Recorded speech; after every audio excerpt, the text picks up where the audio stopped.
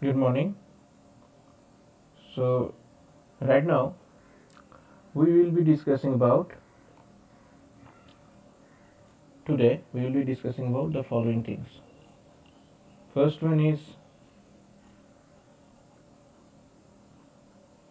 voltage and current source. Secondly, we will be dealing with independent and dependent source.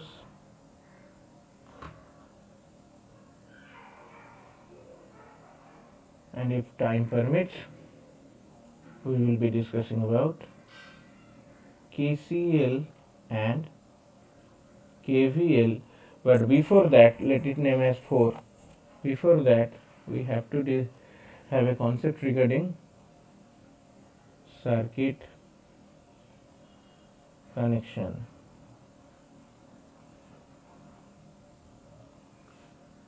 Either they are in series or in parallel, that thing. Okay. So let's start the discussion. Voltage and current source.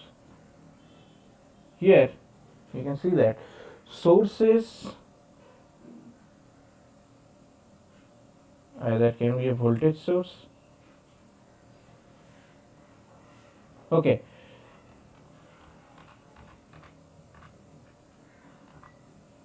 Either can be an ideal source or a practical source.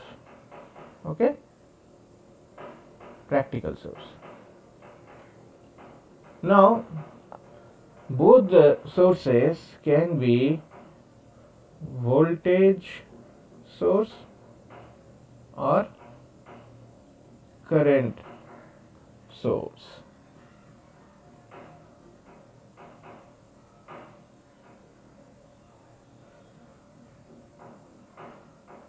Okay, an ideal voltage source is denoted by this one. This is the symbol for ideal voltage source. What are the properties of ideal voltage source?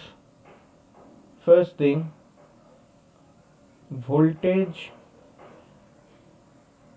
across this is constant. So voltage across an ideal voltage source is always constant. There will be no change at all. They may be infinite, they can deliver any amount of current. But suppose if the voltage source is having a magnitude of 5 volt, so it means that whatever element you connect across this, the voltage across an element will be 5 volt. The current may be anything, but the voltage across that will be 5 always. So that is the significance of 5 volt ideal source. What about the current source? Current source is denoted by this symbol.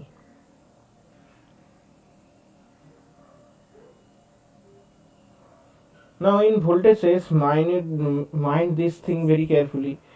The symbol says that this terminal is positive with respect to this one. Okay? And current source arrow means the direction of current flow through the source. Okay? So that is the thing. Now, what about a ideal current source? If it is, suppose in this diagram we have taken a suppose 5 ampere source. What does mean? It means that current through this is always the same. Okay, current through this is always the same. So what does it mean? It means that whatever element you connect here, whatever is its magnitude or nature, the source always deliver a current of 5 ampere. So that is the ideal scenario. Now let's get back to the practical voltage source. In practical voltage source, voltage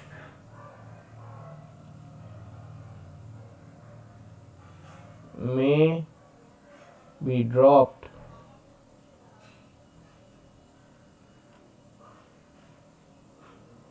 due to loading. If you increase your load, the voltage source of 5 volt earlier cannot deliver 5 volt. It may be 4.98, 4.97, etc. So what is the symbol for a practical voltage source? The symbol is same, plus or minus, but voltage source is always in series, okay, with a resistance R.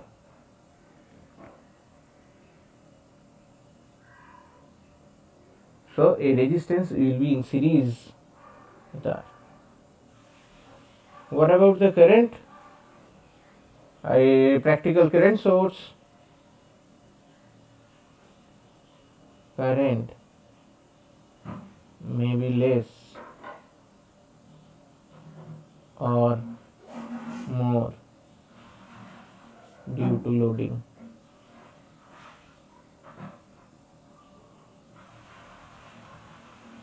Not more. Current may be less due to loading. Okay.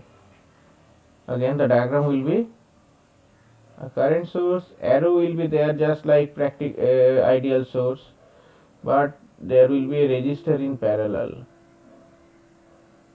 So now that is a practical current source. The whole assembly is a practical current source.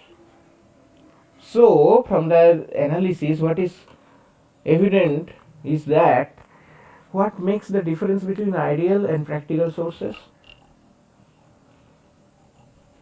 In a generalized manner, we can say that the losses, internal losses within the source, is the difference between ideal and practical sources. Like, if we neglect the losses inside the sources, the practical source can be converted to ideal source. Like here in this case, if you consider R equal to 0, R equal to 0 means what? No resistance is there. So your practical voltage source is turned into a ideal voltage source. On the same analysis, the R equal to 0 means what? There is an open circuit. So in that case, R equal to 0 means what? There will be no current branching. Okay. So that's why the current source, practical current source with I mean to say infinite internal resistance is converted to a current source. Okay. Ideal current source. So we can say that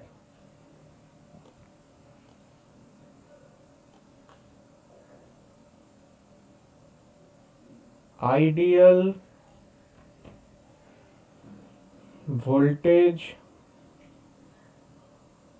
source and ideal current source, here in this case, if you look at the diagram for ideal voltage source,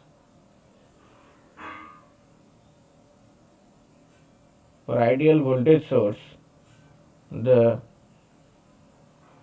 internal resistance is 0.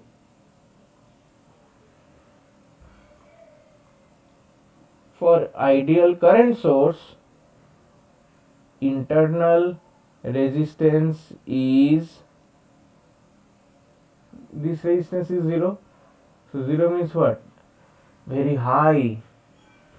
Here in parallel R equal to 0 means no current will be branched through it, so no current can pass through it, so that means very high resistance, so infinity.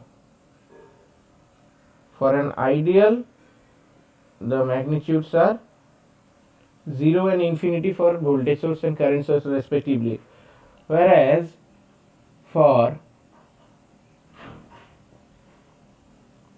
practical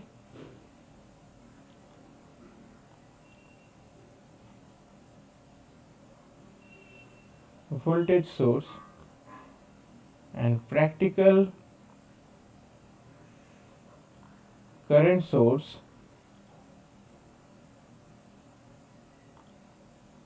for practical voltage source resistance is in series, so low R, here in this case very high R. What is the physical significance of that? See, for a practical voltage source, if the series resistance is very high, then current cannot pass from the voltage source to the load. So there is no meaning of connecting a voltage source. So that's why if the resistance, internal resistance is low, R is very low, then only a good amount of current can pass through the load. So the source can feed the load. And in the second case, if the parallel resistance is of very small magnitude in comparison to the load itself, then more current will be drawn by the resistance only. Okay, so suppose there is, okay, let's discuss that here. Suppose there are two resistors in parallel, and say this is 10 ampere. Okay, now suppose your load, this one is your load, which is of say 1 ohm. Okay, excuse me, and sorry, RLB 10 ohm, whereas here in this case the internal load is R equal to 1 ohm. Okay, I think you know that where the resistance is less, current will be more. So more current will be passing through here and less current will be passing through the load. So what is the meaning of connecting a current source to feed the load? No meaning. But if the case was reversed, like if this R was 10 ohm and this was 1 ohm, then what happens? More current will be passing through the load. So that is the desired criteria. Whenever I am connecting a source, it should feed the load accordingly. Okay, at approximately equal to its rating you should feed. So that's the concept, and this is a very important discussion. For ideal voltage source, internal resistance is 0, whereas for current source it is infinite. And if it comes to a practical source, obviously R cannot be 0. Any conductor is having a certain amount of resistance, so R is very low. Whereas in case of an practical current source, the internal resistance is very high, as high as possible. Okay, next we will be discussing about nature of sources, classification of sources. Okay,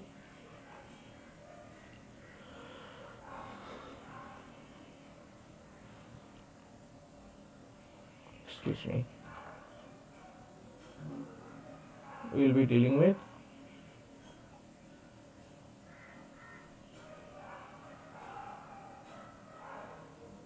classification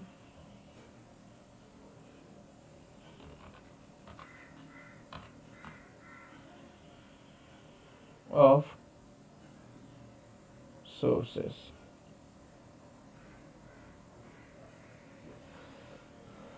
So we can categorize the sources in the following two types. One is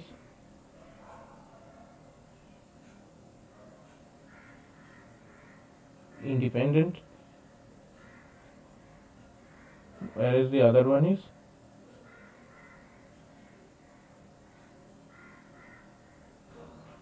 dependent. Okay,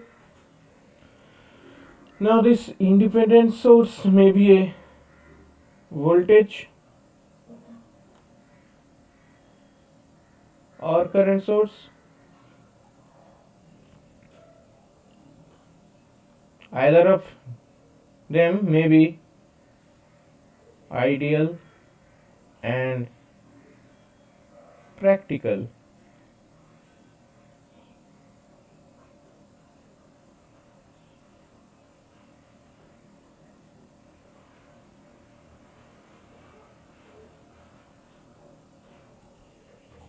Already we have discussed about this.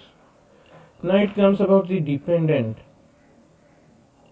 So there are four categories: dependent sources V, C, V, S. I'll be discussing what is the full form. Don't worry. V, C, C, S. C, C, V, S. C, C, C, S. So there are four. Now first we have to discuss about the basis of this classification. What is the basis? The basis of classification of independent or dependent source is that with the dependency of the source level, okay, the dependency of source. If source magnitude, either voltage magnitude or current magnitude, does not depend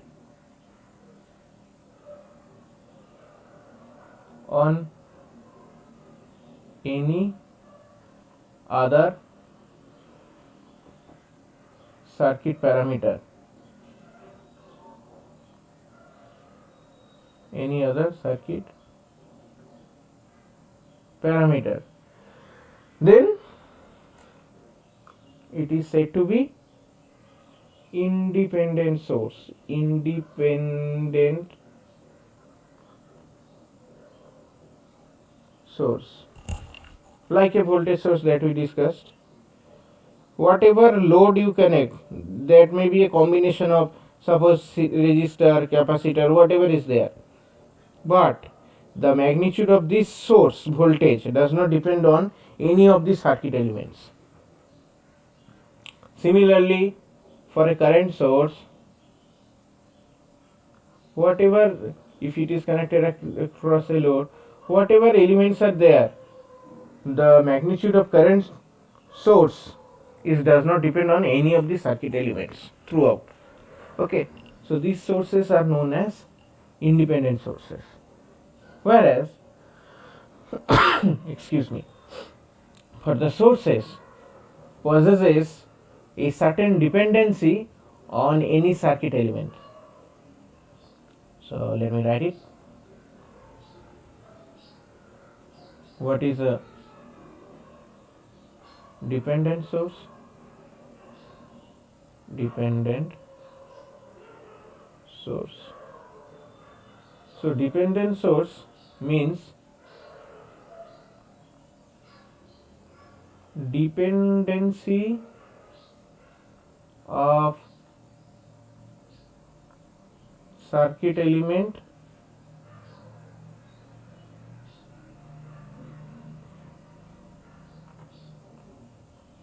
with any other, with the source, sorry.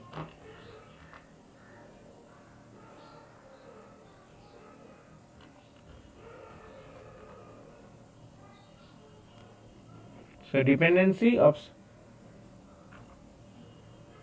okay,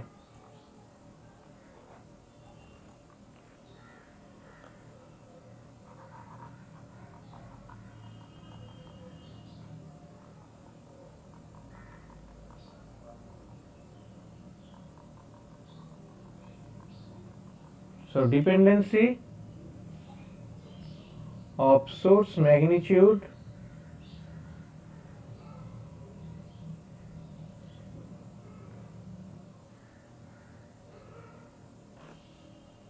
with any of the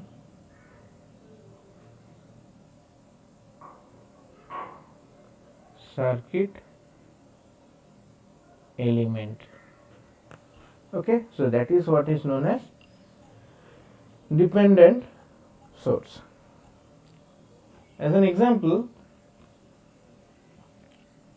we can say that your dependent source, I think the independent source is clear to you. The circuit voltage or current does not have any impact, sorry, any other circuit element does not have any impact on the voltage or current source. But there are certain things known as dependent sources. So dependent voltage source and dependent current source. So dependent source is, remember one thing, independent sources are always denoted by bubble. Okay, independent sources are denoted by bubble. This thing, if it is voltage source, so plus minus magnitude will be given, or in this way depending on the polarity. If it is a current source, either up arrow or down arrow depending on the direction of current will be given. Whereas for dependent source, the symbol that is in use is a diamond shape, this one.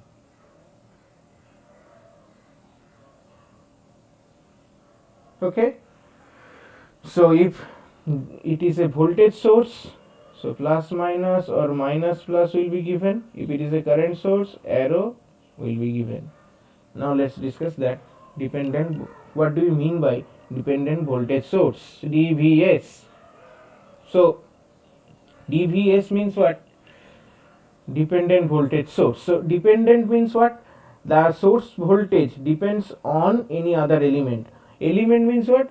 Either any voltage anywhere else or current anywhere else. Let me repeat it again. The source of the voltage source is dependent on voltage across any other element or voltage or current through any other element. Okay, so a dependent voltage source is symbolized by this diamond symbol. If it is dependent on any other circuit voltage, so KV1, KV denotes a constant which denotes the scaling factor. Suppose this is a circuit. Okay, let me draw a circuit.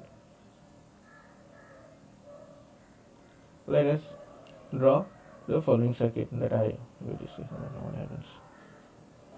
Okay, so plus, and it is a independent source, obviously V1.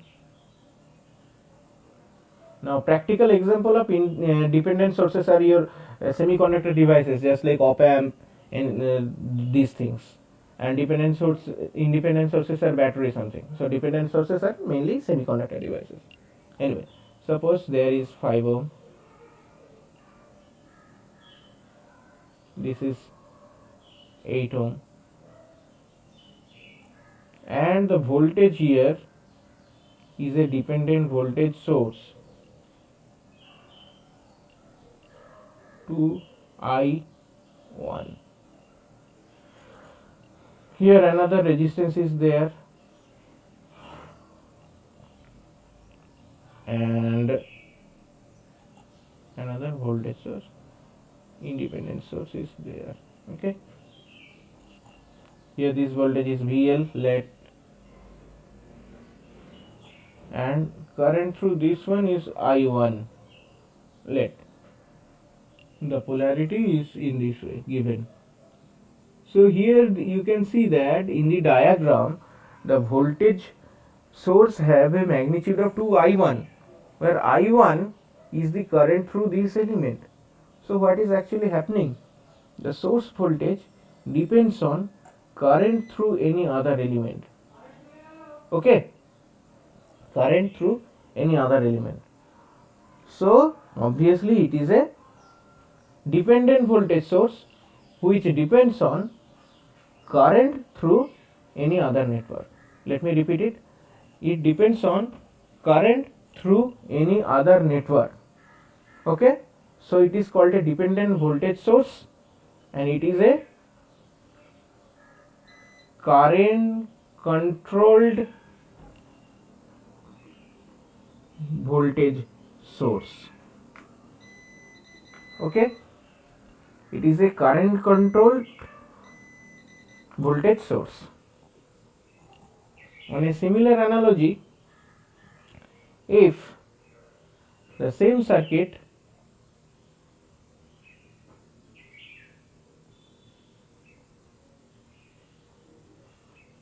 I am not drawing the exact, putting the values, you can see, you can just check.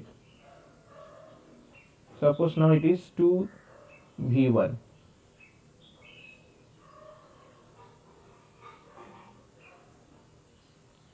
So let it be 2V2. Any source can be there. What is V2? V2 is the voltage across this resistor. So this is a V2. So now you can see that this voltage depends on some other voltage in the network. The magnitude of this voltage source depends on some other voltage in the network. So it is said to be voltage controlled voltage source. Okay. So in this diagram you can see that excuse me, the magnitude of this voltage depends on some voltage level. So it is obviously a voltage controlled voltage source, whereas plus minus, if I write it as K dash I, so it is a current controlled voltage source. Okay. Next,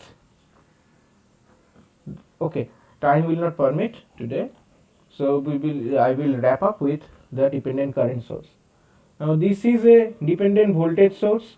If the you have to look at the writing. If the writing, I mean to say, if the magnitude is somehow related with some voltage level, so it is a voltage controlled voltage source. Whereas if your voltage source is attached with some kind of current level, so it will be a current controlled voltage source. On a similar analogy, current sources can also be of two types.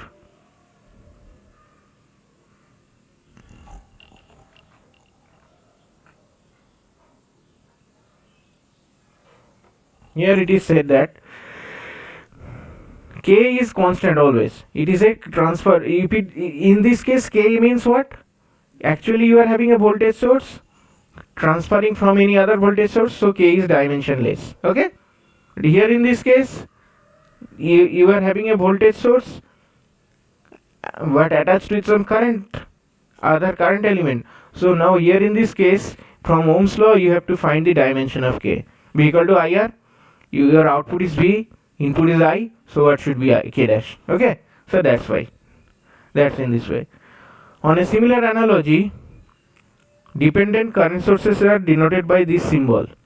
Now whether it is voltage controlled current source or current controlled current source, that you have to see from the magnitude given. Like if it is given as, suppose it is what, VCCS, so voltage controlled current source, what that mean? The current source is controlled by some voltage, so it will be some K3V. Now again from the you can check the dimension, what should be dimension of K3, like output is your I, input is V, so what should be K3? So K3 is a converting element which converts the voltage to current. So that is the concept, and that's why the dependency concept is there, and this current source depends on some voltage magnitude, so it is a voltage controlled current source. And I think it is, you can answer to that K4 I dash will be a current controlled current source. So what does that mean? The current source magnitude is depend on some other circuit current element, and as both the things are current, so K4 is dimensionless here. Okay, so that's all for today. Thank you. For any doubt, you can contact me on the group. Thank you, and I hope the assignment in the form of Google link will be given to you, and you will respond to it as quickly as possible.